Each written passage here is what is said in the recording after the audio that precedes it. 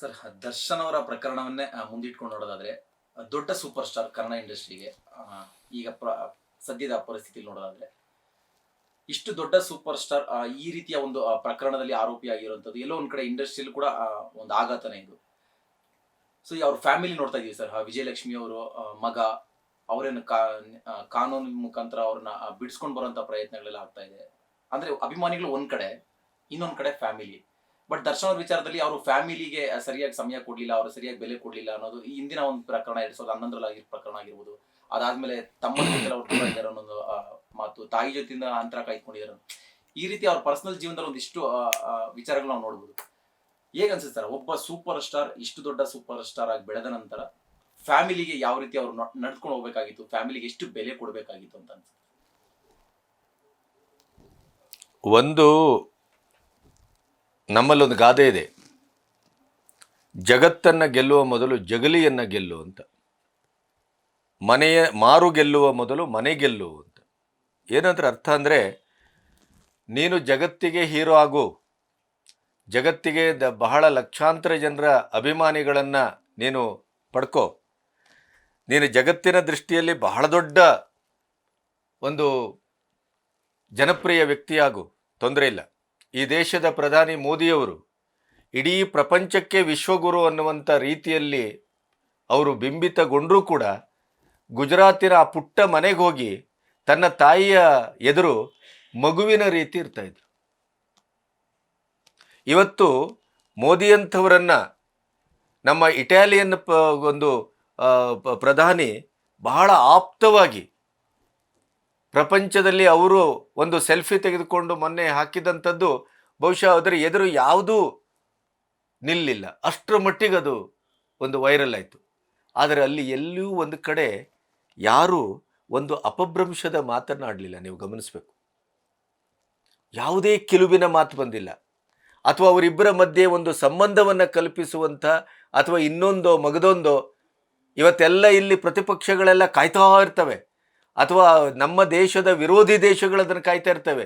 ಆದರೆ ಎಲ್ಲಿಯೂ ಅವರಿಗೆ ಒಂದು ಸಣ್ಣ ವ್ಯಕ್ತಿತ್ವಕ್ಕೆ ಹಾನಿ ತರುವಂಥ ಯಾವ ಘಟನೆಯೂ ಯಾವ ಮಾತು ಬಂದಿಲ್ಲ. ಯಾಕೆ ಇದು? ಈ ಪ್ರಶ್ನೆಯನ್ನು ಇಟ್ಟುಕೊಂಡು ದರ್ಶನ್ ಅಂಥವರನ್ನು ನೋಡಬೇಕು ನಾವು. ಸಾರ್ವಜನಿಕ ಜೀವನದಲ್ಲಿದ್ದಾಗ ನಿಮ್ಮ ವೈಯಕ್ತಿಕ ಜೀವನದ ಶುದ್ಧತೆ ಬಹಳ ಮುಖ್ಯವಾದ ಕೆಲಸವನ್ನು ಮಾಡ್ತದೆ.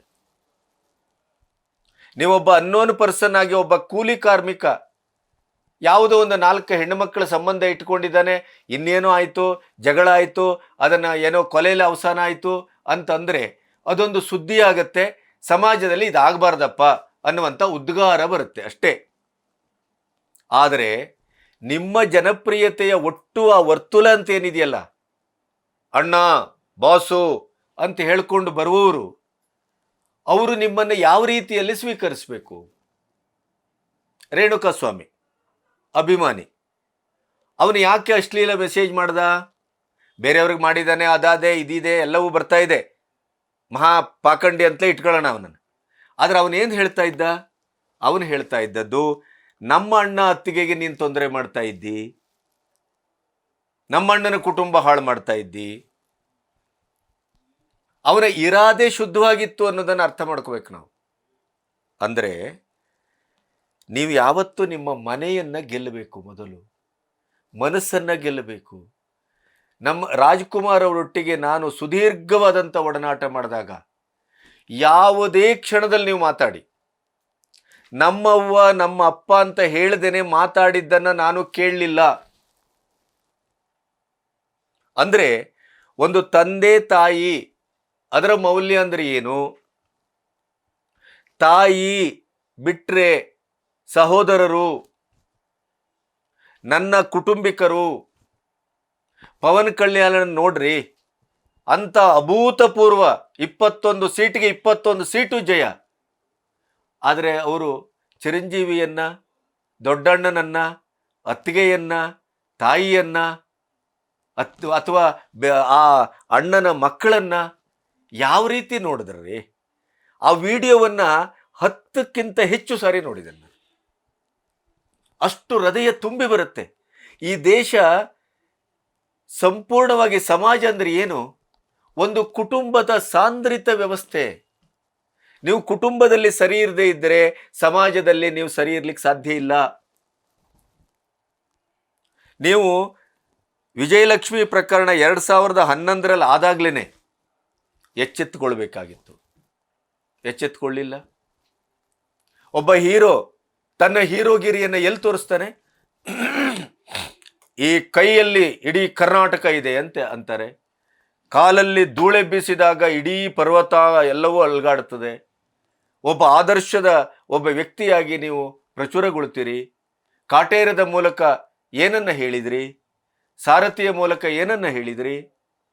ಈ ಎಲ್ಲ ಮೌಲ್ಯಗಳಿಗೆ ತಕ್ಕಾಗಿ ನಿಮಗೆ ಗೊತ್ತಿದೆಯೋ ಗೊತ್ತಿಲ್ಲವೋ, ನಿಮಗೆ ಶಕ್ತಿ ಇದೆಯೋ ಶಕ್ತಿ ಇಲ್ಲವೋ, ನಿಮಗೆ ಅದು ಸಾಧ್ಯತೆ ಇದೆಯೋ ಇಲ್ಲವೋ, ಆದರೆ ನೀವು ಸಮಾಜಕ್ಕೆ ಉತ್ತರದಾಯಿತ್ವವನ್ನು ಹೊಂದಿ ಬದುಕತಕ್ಕದ್ದು.